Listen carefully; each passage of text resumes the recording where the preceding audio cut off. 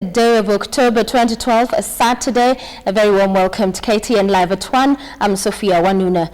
3 police officers were wounded last evening when twin explosions went off in Nairobi's EASTLEIGH area. Nairobi Provincial Police Chief Moses Nyakwam said the officer in charge of Pangani Police Station was among those wounded in the attack and has since been admitted to the Aga Khan University Hospital. Police say the explosions occurred at Mlango Kubwa, a few meters from St. Polycarp Church, where a 9-year-old boy was killed in a grenade attack 2 weeks ago. According to the police, the explosions occurred in quick succession within a radius of 500 meters. Police were yet to establish what caused the blast, but detectives said they believe it is an improvised explosive device. A grenade attack on a children's service at the St. Polycarp Church at the end of September killed 1 child and wounded 3 others. Almost the same area where we had a church attack, where we had kids injured. So as they were about and starting to searching and finding out what might have happened, this is when the second explosion took place again, and this time now it injured the OCS. 72 students of Mahehe Friends Academy in LNAIVASHA have been admitted to a hospital in Nyeri after the bus they were traveling in was involved in a road accident.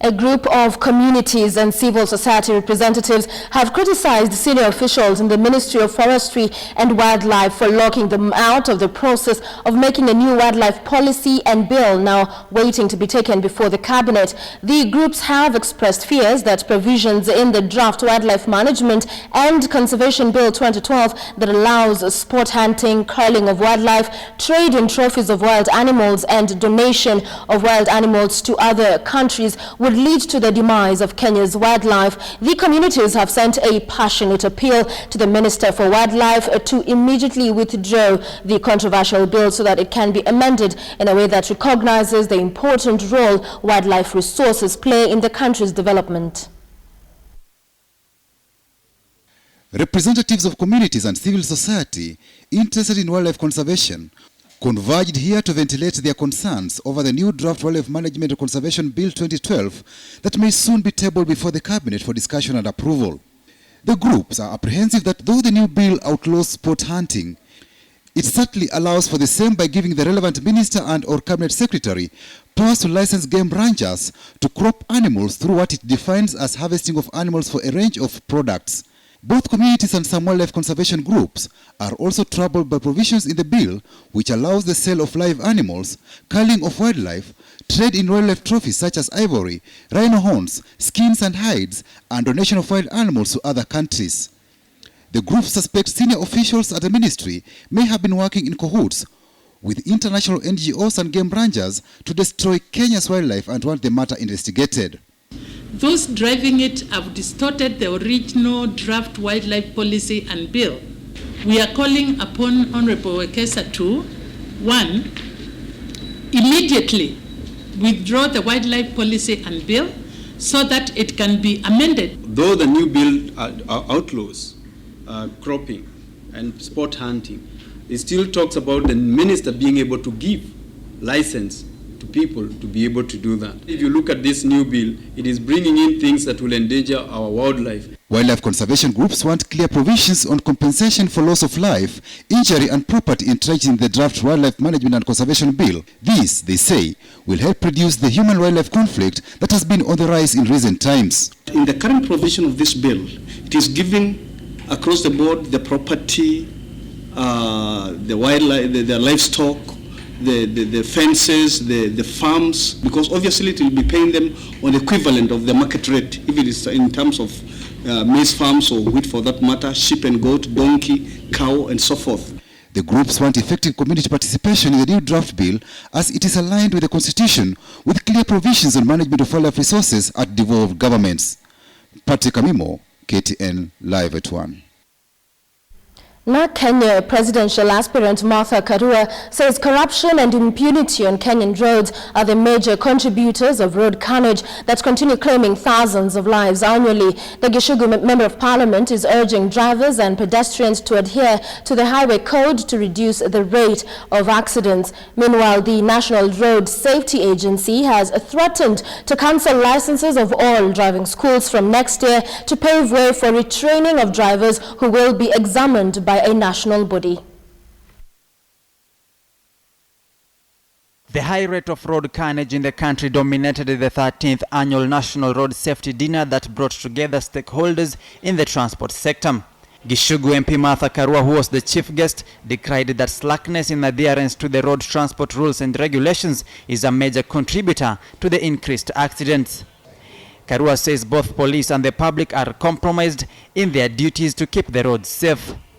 Some of the accidents and difficulties we have on the roads are also caused by corruption and impunity.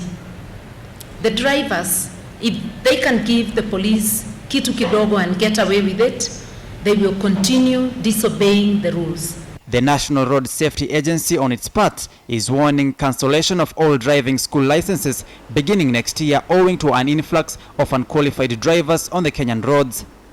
The road safety body says the government will put in place a standardized national examination body that will examine drivers' competence before being cleared. All drivers beginning any time from now will be examined by National Exam Council so that we have a uniform driving quality across the board. Likewise, taking cognizance of increased accidents at night, the Road Safety Agency is mooting for a specialized night driving school to equip drivers with skills to drive at night. It's a big shame that it's only in Kenya that a driving course can take a week or so and you have a permit or a driving license to carry people.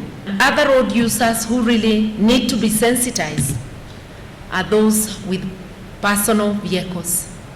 We sometimes blame the matatu drivers, but we drive no better than them.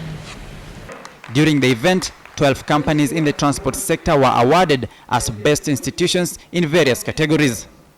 Easy Coach was awarded the best public service provider for the year 2012. Coast Bus Limited crowned as the outstanding PSV service provider and Cartrack as the best trucking company.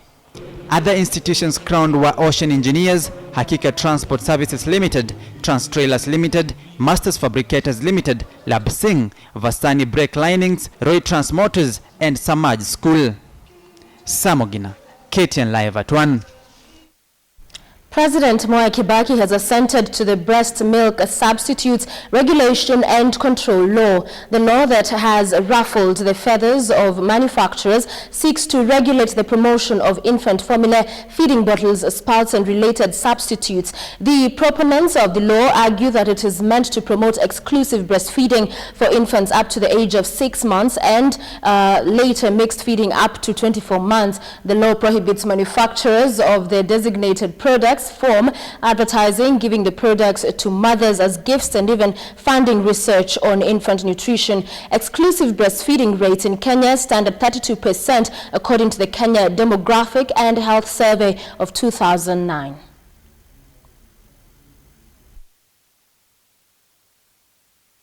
And finally, hundreds of small-scale farmers around Lake Naivasha are counting their losses, running into hundreds of thousands of shillings after the lake burst its banks, destroying their crops. According to the chairman of the Naivasha Civil Society Consortium, Andrew Ole Kaisomo, the lake was regaining its original level due to conservation efforts that have been done in the catchment areas since 2009, when the lake levels dropped to alarming levels. Kaisomo said the farmers whose crops were destroyed had encroached on the riparian land. He asked those who had not been affected to relocate before the expected rains next month. Kaisomau said the consortium, together with other stakeholders, had helped plant trees around the Aberdare while conserving the rivers that flow into Lake Naivasha. The rising levels of the lake are also raising fears of a resurgence of the human-wildlife conflict as hippos from the lake attempt to access the drier areas around the lake.